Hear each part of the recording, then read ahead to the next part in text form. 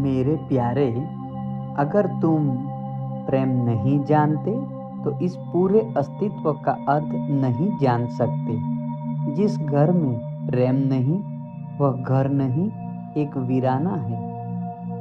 और जो खुद से प्रेम नहीं कर पाया वह इस ब्रह्मांड से क्या प्रेम करेगा। गुरु ओशो कहते हैं, मनुष्य की पूरी त्रासदी यही है कि उसने अपने भीतर के प्रेम को खो दिया है, और जिसने प्रेम खो दिया उसने ईश्वर को भी खो दिया।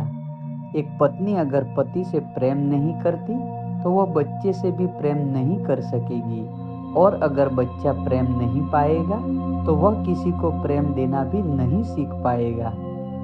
प्रेम सीखना पड़ता है, और प्रेम वही सीख सकता है जो अपनी ऊर्जा को समझता है। गुरु ओशो कहते हैं, यह जो तुमने दुनिया में जीवन बना लिया है, परिवार, बच्चे, जिम्मेदारियां, रिश्ते, ये सब प्रेम से ही फूलते हैं। प्रेम मिटा दो तो यह संसार राख हो जाएगा। लेकिन तुम्हारी समस्या यह है कि तुम प्रेम को खोजने बाहर जाते हो, जबकि प्रेम की नदी अंदर बह रही होती है। तुमने अपने भीतर के मंदिर को बंद रखा है और बाहर पत्थरों को पूजते हो।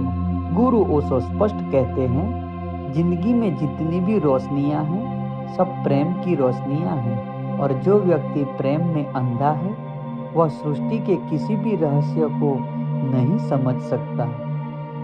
प्रेम सिर्फ भावना नहीं, प्रेम एक ऊर्जा है, एक शक्ति है, एक मंदिर है जो अंदर बना है, और जब कोई इस मंदिर में प्रवेश करता है तो उसका जीवन दिव्य हो जाता है। गुरु ओशो कहते हैं, मैं तुम्हें समझाना चाहता हूँ, सेक्स भी ऊर्जा है, डिजायर भी ऊर्जा है, और यही ऊर्जा यदि पवित्रता में बदल जाए तो ध्यान बन जाती है। यह दुनिया सेक्स को पाप मानती है, क्योंकि दुनिया ने सिर्फ शरीर को देखा है, ऊर्जा को नहीं देखा। और जब ऊर्जा को नहीं समझोगे तो प्रेम कैसे समझोगे, ध्यान कैसे समझोगे, समाधि कैसे समझोगे। गुरु ओशो का संदेश बहुत साफ है, जितना तुम इस ऊर्जा को स्वीकार करोगे उतना ही जीवन पवित्र होता जाएगा, और जितनी पवित्रता उतनी ही निकटता परमात्मा से। जब दो प्रेमी एक दूसरे में पूरी तरह विलीन हो जाते हैं, एक क्षण ऐसा आता है जब विचार रुक जाते हैं, मन खाली हो जाता है, बस शून्य बचता है, और उसी शून्य में पहला दर्शन होता है समाधि का, परमानंद का, उस सत्य का जो तुम सदियों से खोज रहे हो। गुरु ओशो कहते हैं, संबंध शरीर का नहीं ऊर्जा का होना चाहिए। शरीर मिट जाएगा लेकिन ऊर्जा अमर है।